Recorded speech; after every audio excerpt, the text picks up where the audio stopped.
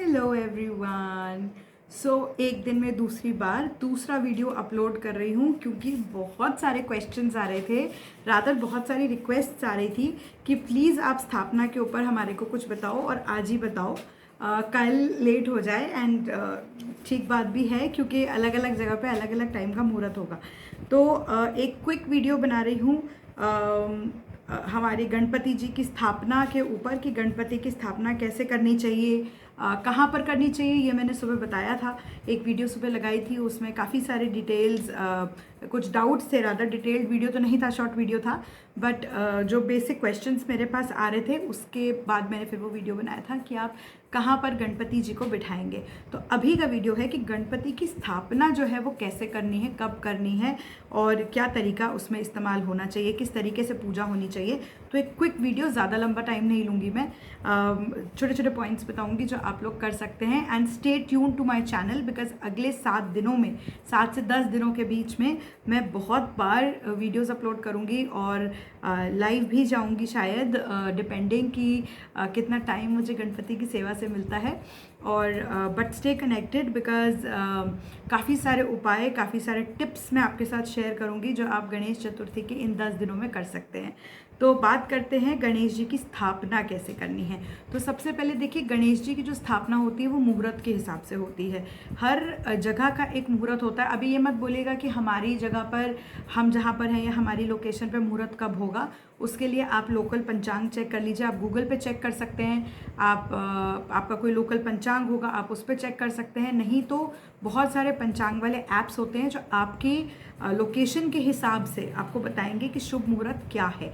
वैसे वेदों के अनुसार और गणेश पुराण के अनुसार जो जन्म है गणेश जी का वो मध्याह्न का है, मतलब दोपहर का टाइम है। तो जनरली उनकी जो पूजा है और स्थापना है वो मध्याह्न में कर दी जाती है या मध्याह्न तक कर दी जाती है। तो बहुत बार आप देखेंगे मुहूर्त 11 बजे से 2 बजे के बीच में आता है क्योंकि ये मध्याह्न आरती और भोग का वक्त होता है। तो मध्याह्न के वक्त पे जनरली उनकी स्थापना करी जाती है। अगर आपको कोई पंचांग नहीं मिलता तो आप बस इतना ध्यान रहे कि पूरे दिन में राहु काल एक वक्त आता है 1 से 1.5 घंटे का, जिस वक्त कोई भी शुभ कार्य नहीं किया जाता। तो राहु काल का टाइम छोड़कर आप कभी भी मुहूर्त में कभी भी आप उनकी स्थापना कर सकते हैं। जहाँ खुद गणेश है वहाँ कुछ नेगेटिव हो ही नहीं सकता। सिर्फ हर रोज़ राहु काल एक ऐसा वक्त रखा जाता है जिसमें कोई भी शुभ कार्य या पूजा पाठ जनरली अवॉइड करना चाहिए। तो राहु काल का टाइम छोड़कर आप किसी भी वक्त दिन में उनको स्थापित कर सकते हैं, अगर आपको नहीं मिले आपका पंचांग या कोई मुहूर्त का पता नहीं चले। और अगर पॉसिबल हो तो दिन में 11 से 2 बजे के बीच में करें क्योंकि मध्याह्न आरती और भोग का वक्त है। तो ये वक्त ऐसे भी गणेश जी को ज़्यादा पसंद होता है ना। अब मेरे पास एक क्वेश्चन आ रहा था कि क्या हमें पूजा खुद करनी चाहिए या पंडित को बुलाना चाहिए। तो देखिए, ऐसा है कि हमारे वेदों की अगर हम माने तो जो गृहस्थ आश्रम है या जो गृहस्थ होता है वो उसे सिर्फ 5 उपचारों की पूजा ही घर में करनी होती है। 5 उपचारों से ज़्यादा की अगर हम पूजा करते हैं, षोडश उपचार पूजा जिसको हम बोलते हैं कि 16 उपचारों की पूजा, 16 चीज़ें चढ़ाकर पूजा जो की जाती है वो जनरली पंडित जी ही किया करते थे बिकॉज वो मंत्रों के साथ समर्पित की जाती थी ये चीज़ें भगवान जी को, चाहे वो गणेश हो चाहे वो कृष्ण हो। तो आप चाहें तो पंडित बुला सकते हैं, बट कोविड का टाइम है, इतने ऐसे अवेलेबल भी नहीं होते हर जगह। तो अगर आप पंडित को नहीं बुलाना चाहें तो आप खुद घर में पूजा कर सकते हैं, आपको पंडित बुलाने की कोई ज़रूरत नहीं है। मैं दोनों तरह की पूजा आपको आज बताऊंगी कि कैसे करनी है। सबसे पहले तो घर की जो वाइब्रेशंस हैं उसको हाई कर लें। घर की वाइब्रेशंस कैसे हाई होंगी? क्लेंजिंग से। अभी बहुत लोग क्या करते हैं कि गणेश जी आने वाले हैं, गणेश जी आने वाले हैं, गणेश जी आने वाले हैं, क्योंकि आजकल थोड़ा मैं ये बोलूँगी कि ट्रेंड में भी है और साथ में हमारी मूवीज़ में भी सब जगह दिखाते हैं। तो सबको मन होता है कि हम भी इस बार गणेश जी बिठाएंगे।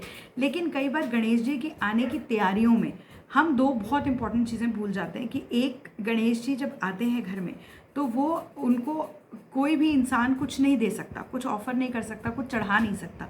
सब कुछ देने के वाले वो हैं, हर चीज़ के रचयिता वो हैं, हर चीज़ को चलाते वो हैं। तो वो आदि गणेश है। ब्रह्मांड से पहले भी गणेश थे और ब्रह्मांड के जाने के बाद भी गणेश होंगे क्योंकि गणेश ओमकार है। Omkar is the basic concept of space and time. So वो he is there, he is always been there, he will always be around. तो गणेश को आप कुछ नहीं चढ़ा सकते।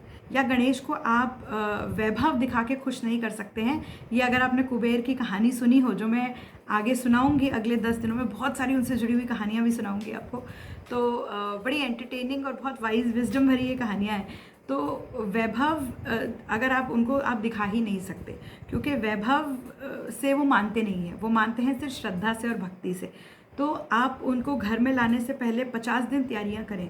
लेकिन अगर उस तैयारी में आपका मूड ठीक नहीं है, आपने कहीं ना कहीं घर में लड़ाई झगड़े कर लिए, बिना बात के आप टेंशन क्रिएट कर रहे हैं कि गणेश जी आने वाले हैं, तुम नहीं नहाए, तुम नहीं नहाए, तुम नहीं नहाए, ये नहीं हुआ, वो नहीं हुआ, मुहूर्त निकला जा रहा है, तो याद रखिए कि वो उनको आपके मुहूर्त से ज़्यादा, उनको हर चीज़ से ज़्यादा आपके घर की वाइब्स पसंद हैं और आपकी सच्ची भक्ति पसंद है।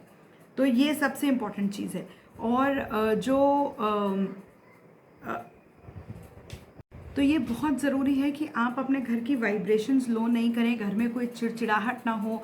या फिर याद रखिए कि जो त्यौहार हैं ये आपके घर में सुख लाने के लिए हैं, आपके घर में शांति लाने के लिए हैं। शांति है तो सुख है, एबंडेंस है ना। अगर हम त्योहारों के शो के चक्कर में कि त्यौहार पे ऐसे किया जाता है, अगर हम त्योहारों का बेसिक मतलब to celebrate with family, that togetherness with family को अगर हम इग्नोर करते हैं, तो ये चीज़ भी गणपति देखते हैं। तो उस चीज़ का ध्यान रखिए। तो सबसे पहला काम स्थापना से पहले करेंगे कि घर को बहुत अच्छे से साफ़ करेंगे। जनरली घरों में ये चीज़ 10-15 दिन पहले होने लग जाती है। डी क्लटरिंग बहुत सारी की जाती है, पर अगर आप नहीं कर पाए हो तो घर को अच्छे से साफ़ करें। नमक का पोछा करा सकते हैं घर में, और गूगल का धूप अगर आपके पास है या लोबान है तो वो जला सकते हैं, उसका धुआं दे सकते हैं। अगर दोनों चीज़ें नहीं हैं तो कपूर जला दीजिए। कपूर बहुत प्यारा है गणेश जी को, और कपूर जलाकर पूरे घर में धुआं दे दें। उसके बाद आप कोई भी जो भी क्लेंजिंग हिम या श्लोक आप यूज़ करते हैं, आप उसको प्ले कर सकते हैं, घर में पाठ कर सकते हैं, घर में ऊंची आवाज़ में गूंजता हुआ, जिसको बोलते हैं ना गूंजता हुआ स्थान होता है, तो वो आप ज़रूर करें। इसके बाद कोशिश करें घर के सभी लोग नहाएं बिफोर आप स्थापना की जो प्रोसेस है वो स्टार्ट करें। और साफ़ कपड़े पहने। नए कपड़े पहनना ज़रूरी नहीं है, शॉपिंग करना ज़रूरी नहीं है, बट साफ़ कपड़े पहने। एक रात पहले के पहने हुए कपड़े, या फिर एक रात पहले पहने हुए कपड़े या एक बार पहने हुए कपड़े दोबारा नहीं पहनेंगे। तो फ्रेश कपड़े पहनिए, क्योंकि ये एक सिंबल होता है कि आपने, जब आप खुद को क्लेंस करते हैं, देखिए स्नान का बहुत इंपॉर्टेंस है हमारे कल्चर में। तो जब और ये साइंटिफिकली प्रूवन भी है that it's a more relaxing thing. तो जब सब लोग नहा लेते हैं तो एज इट इज़ वो जो एक क्लटर है या जो हमारे ऊपर कोई स्ट्रेस होता है तो वो भी रिलीज़ होता है, and you are more in the zone for in a better zone for spirituality or anything spiritual connection के लिए। तो वो ज़रूर करें। अब घर में कोई एक इंसान पूजा लीड कर सकता है, बाकी लोग ज्वाइन कर सकते हैं, या फिर सभी लोग अपना अपना रोल प्ले कर सकते हैं स्थापना में। तो स्थापना कब करनी है वो मैंने आपको बता दी है। अब सफाई हो गई, सफाई के बाद पर्सनल सफाई हो गई।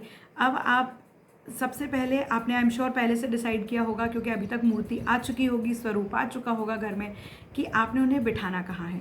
तो जहाँ भी आपने बिठाना है उस टेबल को भी अच्छे से साफ़ करें। गीले कपड़े से ज़रूर साफ़ करें उसको। ऐसे नहीं कि उठाया, उस पर पहले कुछ और रखा हुआ था, वो हटाया, कपड़ा बिछाया, बिठा दिया। तो जो भी आप कपड़ा, जो कुछ भी यूज़ कर रहे हैं वो धुला हुआ होना चाहिए। ज़रूरी नहीं है आप नया खरीदने पर धुला हुआ होना चाहिए। और एक टेबल रख के, या जो भी आपने फर्नीचर जिसके ऊपर भी उनको बिठाना है, रखना है, आप उसको क्लीन करेंगे, उसको वहाँ पे जगह पर बिठाएंगे, और उसके बाद उसके ऊपर पहले कपड़ा बिछाया जाएगा। कभी भी बिना कपड़े वाली जगह के ऊपर हम गणेश जी को नहीं बिठाएंगे। बेशक आप एक अलग आसन उनके लिए तैयार कर रहे हो, लेकिन ये कपड़ा होना बहुत ज़रूरी है टेबल के या फर्नीचर के ऊपर, ठीक है। अभी इसके बाद आप एक कलश स्थापित करेंगे। आपको ज़रूरत पड़ेगी एक कलश की। मिट्टी के कलश को स्थापित कर सकते हैं। उसमें अगर आपके घर में फाइनेंशियल इश्यूज़ हैं, आप चाह रहे हैं कि आपके घर में फाइनेंसेस बेटर हो जाएं, तो इस कलश में 1 सुपारी और ₹1.25 डाल दीजिए। अब आज के ज़माने में 25 पैसे का सिक्का मिलना बहुत मुश्किल है, वैसे ₹1.25 बोला जाता है। तो आप ₹1 चढ़ा दीजिए या ₹5 चढ़ा दीजिए, ठीक है। ₹5 चढ़ाएंगे तो ज़्यादा अच्छा रहेगा। तो ₹1.25 जनरली मन्नत होती है। अगर ₹1.25 आप कहीं से ढूंढ पाएँ, फिर लकी है ना आपके, आप 25 पैसे का सिक्का मिल जाए तो वो चढ़ा दीजिएगा। नहीं तो आप इस कलश के अंदर 1 सुपारी और ₹1.5 या ₹5 डाल सकते हैं। और हाथ जोड़कर विनती करें कलश से, जो कि जल है, जल देवता हैं और जल को जोड़ा गया है इमोशन से भी और पैसे से भी कि हमारे घर में बरकत बनी रहे, शांति बनी रहे। ठीक है, अगर आप डाल सकते हैं तो इसमें आप एक साबुत हल्दी की गांठ भी डाल सकते हैं, वो भी आपके लिए बहुत अच्छा रहेगा। फिर इसके ऊपर नारियल को स्थापित करें, जो नारियल रहता है ब्राउन वाला पानी वाला, वो नारियल स्थापित करेंगे। ठीक है, मैं साथ साथ अपने नोट्स भी चेक कर रही हूँ बिकॉज कोई पॉइंट मेरा रह ना जाए इसलिए। So you know I have a habit of writing everything down. में बहुत सारे जर्नल्स में बना के रखती हूँ। इसके बाद अब बारी है स्थान जो हमने सेलेक्ट किया है, वहाँ कलश हमने रख दिया। इसके बाद अगर आप रख पाएँ तो थोड़ा सा चावल, अक्षत जो होता है बिना टूटा हुआ अच्छी क्वालिटी का चावल, गणेश जी को वहाँ बिठाने से पहले वो चावल वहाँ पे रखें। उसके ऊपर एक सुपारी, हल्दी, कुमकुम ज़रूर चढ़ाएं, है ना। और अगर जितना आपके बस में हो आप उस पर दक्षिणा भी रख सकते हैं, ये हम बाद में दान दे देंगे। तो आप 5 रुपये चढ़ा दीजिए, 100 चढ़ा दीजिए, 500 चढ़ा दीजिए, जितना आपको अच्छा लगे आप वो चढ़ा सकते हैं। इसको आप बाद में किसी गरीब को दे सकते हैं जिससे उनको थोड़ी सी हेल्प भी हो जाएगी। ठीक है, तो ये हो गई स्थापना। इसके बाद आप गणेश जी का जो स्वरूप है उसको आप उसके ऊपर, आसन के ऊपर सेट करेंगे। उसके बाद हम उनको वहाँ पे रखते हैं। अब आई बारी पूजा की। तो देखिए, पूजा 2 किस्म की होती है। एक होती है 16 उपचारों की पूजा, जिसमें आप 16 चीज़ें गणेश जी को अर्पित करते हैं। गणेश जी को क्या, किसी भी देवी देवता को अर्पित कर सकते हैं। 16 उपचारों की पूजा होती है। क्या 16 उपचार हैं वो मैं अभी आपको बताऊँगी। और अगर ये 16 उपचार कहीं से भी आपको मुश्किल लगे या आप सामान नहीं जुटा पाएँ, तो आप लास्ट के जो 6 चीज़ें मैं आपको बताऊंगी, पंचोपचार जो पूजा है, लास्ट की 6 चीज़ें आप उसकी जगह यूज़ कर सकते हैं। और आप गणेश जी आपसे बिल्कुल नाराज़ नहीं होंगे, बिल्कुल ये नहीं सोचेंगे कि तुमने मेरा आदर सत्कार ठीक से नहीं किया, क्योंकि तुमने मुझे 16 उपचारों से नहीं पूजा, सिर्फ 5 उपचारों से पूजा। क्योंकि जो 5 उपचार की पूजा है ना, ये भी उतनी ही स्ट्रांग है जितनी कि 16 उपचारों की पूजा थी। तो 16 उपचार क्या क्या है, ये क्वेश्चन मेरे पास आया था कि आप हमें बताइए कि षोडश उपचार पूजा क्या होती है। तो षोडश का मतलब है हिंदी में 16 उपचारों की पूजा, है ना। 16 चीज़ों से पूजा की जाती है, 16 चीज़ें समर्पित की जाती हैं और हर एक चीज़ समर्पित करने का एक मंत्र होता है। तो कुछ लोग सिर्फ देख के सीख के कर लेते हैं। आपको मंत्र की वैसे तो ज़रूरत नहीं है। अगर आप सामान जुटा सकें तो आप ऐसे थाल पे रख के भी उनको ऑफर कर देंगे ना, तो भी उनको सब मिल जाएगा। जैसे कि मैंने कहा कि वैभव से आप कभी जीत नहीं सकते गणेश जी को, सिर्फ भक्ति से और सिंसियरिटी से जीता जा सकता है। Because he has this way. अगर मैंने बोला कि मैं कहानियाँ सुनाऊंगी आपको, तो गणेश जी की बहुत सारी कहानियाँ हैं। क्योंकि वो जब व्हेन ही स्पीक्स अबाउट कि दानवों का दलन उन्होंने हमेशा किया है। तो जब भी शिव शंकर किसी को वरदान देते थे और वो प्रॉब्लमैटिक हो जाता था, तो हमेशा गणेश जी आते थे उस दानव से निपटने के लिए। बहुत बार ऐसा हुआ है, शिव जी खुद भी निपटते थे, बट कई बार गणेश जी को बुलाना पड़ता था। तो एक जो फेवरेट दानव है ना गणेश जी के, वो है ईगो। बिकॉज गणेश पुराण में उन्होंने मेंशन किया है कि क्या चीज़ें हैं, क्या एक्चुअल दानव है जो हर इंसान के अंदर रहता है और हमें उसको कंट्रोल करना है। तो एक वो बोलते हैं ईगो, और ईगो से ही जनरेट होता है दैट शो ऑफ करने की जो कैपेसिटी है, तो उस चीज़ को भी वो कंट्रोल करते हैं। तो वैभव से उनको जीतना मुश्किल है, चढ़ावे से उनको जीतना मुश्किल है, सिंसियरिटी से उनको जीता जा सकता है। तो ये बात मैं बार बार बोलूँगी, क्योंकि मैंने आज तक जितना भी गणेश जी के बारे में पढ़ा है, गणेश पुराण बोल लीजिए या गणेश अथर्वशीर्ष बोल लीजिए या मुद्गल पुराण बोल लीजिए, सभी में यही एक बात वो मेंशन करते हैं। तो चलिए कहानियाँ फिर से बाद में गणेश पुराण की बहुत सारी कहानियाँ सुनाऊंगी आपको इन अगले 10 दिनों में। तो पहला जो उपचार है वो है आवाहन। आवाहन का मतलब होता है जब हम उन्हें आमंत्रित करते हैं कि आप आएँ, हमारे घर में बैठें, और उनको आवाहित किया जा सकता है, दैट इज़ आवाहन। इसके बाद होता है आसन। ठीक है, आसन तो आप ऐसे भी उनको देंगे ही। जो स्थान हम बनाते हैं, स्थानम जो उनके लिए बनाया जाता है, वो आसन ही है, आसन। आसन के बाद होता है पाद्यम। इसका मतलब है उनके पैर आपने धोने हैं। फिर होता है आचनम, है ना। आचनम होता है कि आप उनको पीने को जल देते हैं, you make them sip some water. अभी बहुत सारे लोग उनको कोशिश करेंगे पूरा नहलाने के लिए। अगर आप इको फ्रेंडली गणेश ला रहे हैं, जो लाने चाहिए, तो एक क्वेश्चन मेरे पास आया था कि इको फ्रेंडली गणेश को स्नान कैसे कराएं। तो देखिए, इको फ्रेंडली गणेश को स्नान कराना बहुत आसान है। आपने दूब लेनी है, आपने जो भी स्नान के लिए चीज़ें मिलाई हैं, पंचामृत का स्नान उनको कराया जाता है जनरली। आप पंचामृत का स्नान उनको कराएंगे, वो मिलाकर और उसके बाद उसमें दूध डुबोकर आपने उनको उससे छींटे दे देने हैं। तो प्लीज़ इको फ्रेंडली गणपति पे कॉम्प्रोमाइज़ नहीं करें सिर्फ इसलिए कि आपका एक रिचुअल ठीक से नहीं हो पाएगा। रिचुअल ज़रूरी नहीं है, ये सृष्टि भी उन्हीं की बनाई हुई है, सृष्टि का ख्याल रखना ज़्यादा ज़रूरी है। चीज़ें जो हम देख सकते हैं, छू सकते हैं, ये सब उन्हीं का बनाया हुआ है। तो प्लीज़ स्नान कराने के चक्कर में प्लास्टर ऑफ पेरिस की मूर्ति ना लाएं, इको फ्रेंडली गणेश ही लेकर आएँ घर में। सो पाद्यम के बाद आचनम, आचनम हो गया। आचनम के बाद स्नान जो मैं आपको बता रही थी। स्नान के बाद होता है वस्त्र। आप वस्त्र उनको देते हैं, जनरली 2 वस्त्र चढ़ाए जाते हैं, एक ऊपर का एक नीचे का, तो 2 वस्त्र आप उनको चढ़ाएंगे। इसके बाद जनेऊ, यज्ञोपवीत जनेऊ धारण करते हैं गणेश जी। जनरली नाग का जनेऊ उनका होता है, अब नाग तो नहीं हम ला सकते तो जनेऊ उनको चढ़ाया जाता है, यज्ञोपवीत चढ़ाई जाती है। इसके बाद गंध का मतलब है परफ्यूम, इत्र, परफ्यूम तो नहीं इत्र, क्योंकि जो स्टीम डिस्टिल्ड इत्र होते हैं जो हमारे कल्चर के हैं उसमें अल्कोहल बिल्कुल नहीं होता, और ये स्टीम डिस्टिलेशन से अलग अलग फ्लावर्स के इत्र बनाए जाते हैं। तो ये आपको किसी भी अच्छी पूजा शॉप में या इत्र शॉप में, लखनऊ साइड में बहुत सारी अच्छी इत्र शॉप्स हैं, वहाँ से आप ले सकते हैं।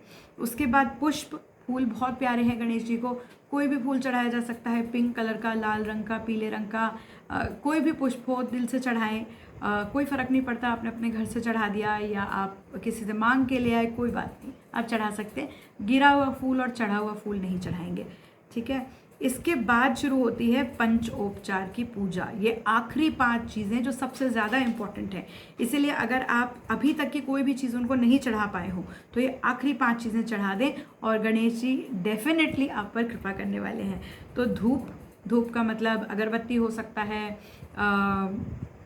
धूप हो सकती है जो हम लोग घर में जलाते हैं, तो धूप अगरबत्ती। इसके बाद दीप, कोशिश करें घी का दिया जला सकें अगर, बट जिसकी जितनी श्रद्धा हो, जिसकी जितनी कैपेसिटी हो कंफर्टेबली, आप उसका दिया जलाएं, है ना। दीप जलाएं। अखंड ज्योति जो लोग रखते हैं उनको पूरे 10 दिन वो अखंड ज्योत जलाते हैं, है ना। नहीं तो दिन में 3 बार उनके आगे दिया जलाया जाता है जब तक, और 3 टाइम का भोग उनको चढ़ता है। 3 बार, जितनी बार आप खुद खाना खाते हैं उतनी बार आप उनको खाना ऑफर करते हैं, क्योंकि याद रखिए घर में अतिथि हैं, उनको खाना नहीं दिया लेकिन आपने खुद खाना खा लिया तो ठीक नहीं होता। तो 3 टाइम का भोग बहुत ज़रूरी है। इसके बाद बारी आती है नैवेद्य की। अब बहुत लोग बोलते हैं नैवेद्य का मतलब लड्डू है, नहीं, नैवेद्य का मतलब होता है कोई ऐसी मीठी चीज़ जो भगवान जी को अर्पित की जा रही हो, वो होता है नैवेद्यम। तो नैवेद्यम का मतलब लड्डू भी हो सकता है, मोदक भी हो सकता है, पेड़े भी हो सकता है, खीर भी हो सकता है। नैवेद्यम वो मीठा होता है, और जो चीज़ भगवान को चढ़ के दूसरों में बांटी जाए वो है प्रसादम।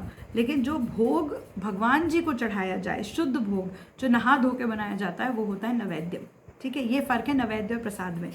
उसके बाद बारी आती है नमस्कार की। जैसे मैंने बोला था ईगो साइड में रखना बहुत ज़रूरी होता है। तो जो आखिरी 2 चीज़ें हैं उनकी पूजा में, जो सबसे इम्पॉर्टेंट पंचोपचार की चीज़ें हैं, वो है नमस्कार। नमस्कार का मतलब है कि अपनी सारी ईगो साइड में रख कर खुद को भगवान को सरेंडर करना। नमस्कार का मतलब ये नहीं है कि आप जयकारा लगाते रहें, आप घंटियाँ बजाते रहें। नमस्कार का मतलब है कि आप अपने आप को भगवान के आगे सरेंडर करते हैं कि आज से जो आपकी गाइडेंस होगी, जो सुख है, जो दुख है, सब आपके ऊपर है ना। और आप अपनी वरीज़ को, अपने सक्सेसेस को, अपने विशेस को, डिज़ायर्स को, हर चीज़ को सरेंडर कर देते हैं गणेश जी के आगे। इसके बाद आती है आखिरी चीज़ मंत्र। जो भी मंत्र आप जानते हैं, चाहे वो ओम गणेशाय नमः हो, चाहे वो ओम हो, चाहे वो जय श्री गणेशाय नमः हो, चाहे वो वक्रतुंड हो। वक्रतुंड सिर्फ शुरू में बोला जाता है, वो भी बाकी पूजाओं के लिए जिसमें गणेश जी का आवाहन करते हैं। तो कोई भी गणेश जी का मंत्र आप जाप कर सकते हैं। सिंपल से सिंपल मंत्र ओम गणेशाय नमः से लेकर ओम जय श्री गणेशाय नमः, या बेसिक मंत्र मैं आपको बता देती हूँ, ओम गंग गणपतये नमः। ये मंत्र आप जाप करें। और मंत्र की शक्ति बहुत ज़्यादा है, क्योंकि उनको बुलाने के लिए सच्चे दिल से किया हुआ मंत्र जाप सबसे ज़्यादा इम्पॉर्टेंट है। अब एक क्वेश्चन मेरे पास आया था कि मंत्र जाप जो है वो हम किस माला से करेंगे। तो देखिए, वैसे गणेश जी का जो फेवरेट सब्सटेंस है वो है लाल चंदन। तो आप लाल चंदन की माला अगर आपके ऐसे तो कर सकते हैं, पर अगर नहीं है तो रुद्राक्ष या स्फाटिक की माला से भी आप उनका जाप कर सकते हैं। तुलसी माला का प्रयोग बिल्कुल नहीं करें। क्योंकि तुलसी गणेश की पूजा में वर्जित है। तुलसी को श्राप था गणेश जी का, तो तुलसी जो है वो कभी भी गणेश जी की पूजा में शामिल नहीं होती। सिर्फ उनको साल में एक बार गणेश जी के पास आने का परमिशन है, और वो है कल के दिन। कल के दिन तुलसी का एक दल अगर आप रखना चाहें, तो दल का मतलब है एक ट्विग जिसमें दो तरफ पत्ते होते हैं, वो आप रख सकते हैं उनकी पूजा में सिर्फ कल के दिन। वो भी रखना चाहें तो, ज़रूरी नहीं है उनकी पूजा के लिए, क्योंकि गणेश जी को तुलसी ज़्यादा पसंद नहीं है, तो तुलसी की माला से प्लीज़ जाप नहीं करेंगे गणेश जी का। आई होप ये वीडियो इतना छोटा तो नहीं रहा। मैंने सोचा था कि मैं 4-5 मिनट में ख़त्म कर दूँगी, बट आई थिंक ये लंबा हो गया है। तो बट आई होप कि इस वीडियो से आपके बहुत सारे डाउट्स क्लियर हो जाएंगे और आपको स्थापना की जो विधि है वो समझ में आ गई होगी। अगर आपका कोई भी क्वेश्चन है तो प्लीज़ मुझसे पूछते रहें, and stay tuned to this channel, because अगले 10 दिन में बहुत सारी एक्टिविटी होने वाली है, बहुत सारी कहानियाँ मैं सुनाने वाली हूँ। और क्योंकि गणेश जी मेरे फेवरेट टॉपिक है, मैं उन पर जितना मर्जी बात करूँ उतना कम है। साथ ही आपको बताती रहूँगी कुछ क्विक उपाय और रिचुअल्स जो आप अगले 10 दिन में कर सकते हैं और गणेश जी की ब्लेसिंग्स पा सकते हैं। तो stay tuned for this channel. Subscribe नहीं किया है तो अभी तक कर लीजिए। अगर आपको लगता है ये वीडियो किसी के काम आ सकता है तो उनसे शेयर ज़रूर करें। Do share the link with them as well, और आप इसे शेयर भी कर सकते हैं ऑन योर प्रोफाइल्स और on your handles, whatever suits you. Till then, जय श्री गणेशाय नमः। गणेश चतुर्थी की बहुत बहुत बधाइयाँ। अपना ख्याल रखें, खूब इंजॉय करें, खूब सेलिब्रेट करें, and don't forget to surrender all your worries to Ganesh ji. See you.